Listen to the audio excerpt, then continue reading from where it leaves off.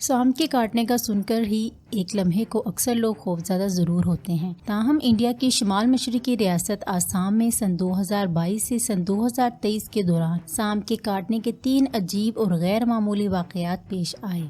इन तीनों वाक़यात में एक बात मुश्तरक थी और वह ये कि सांपों ने मरने के कई घंटों बाद इंसानों को काटा था। ये तीनों सांप मोनोक्लाड कोबरा और ब्लैक क्रेट नस्ल के थे और ये इंडिया में पाए जाने वाले सबसे खतरनाक सांपों में शुमार होते हैं। इन वाक़यात के सामने आने से ये सवाल पैदा होता है कि क्या वाकई मुर्दा सांप किसी इंसान को काट सकता है और क्या सांप का जहर इसके मरने के बाद भी काम करता है। सांप के मरने के बाद भी इसका जहर का निज़ाम चंद घंटों तक मुतहरिक रह सकता है और इससे इंसानी जान का खतरा लाहक हो सकता है। मरे हुए सांप के काटने का एक वाक़या इंडिया की रियासत आसाम के जिला शिव सागर का है, जहां एक 45 साल शख्स ने अपने घर में कोबरा सांप को मुर्गियों पर हमला करते देखा। अपनी मुर्गियां बचाने के लिए उस शख्स ने सांप को मार दिया और इसका सर इसके धड़ से अलहदा कर दिया। बाद में जब इस शख्स ने मरे हुए सांप को ठिकाने लगाने की कोशिश की तो सांप के सर ने इसे हाथ के अंगूठे में काट लिया। इब्तिदा में उस शख्स का अंगूठा काला हो गया। इससे शदीद दर्द हुआ जो बढ़ते बढ़ते कंधों तक पहुंच गया। मज़कूरा शख्स को करीबी अस्पताल ले जाया गया जहां इसे एंटीवेनम दी गई, जिसकी मदद से इसकी जान बच गई। ऐसा ही एक दूसरा वाकया आसाम के इस इलाके में पेश आया। इस वाकया में एक कोबरा किसान के ट्रैक्टर के पहियों तले कुचलकर हलाक हो गया था। चंद घंटों बाद जब वो शख्स ट्रैक्टर से उतरा तो मरे हुए कोबरा ने इसकी टांग पर काट लिया।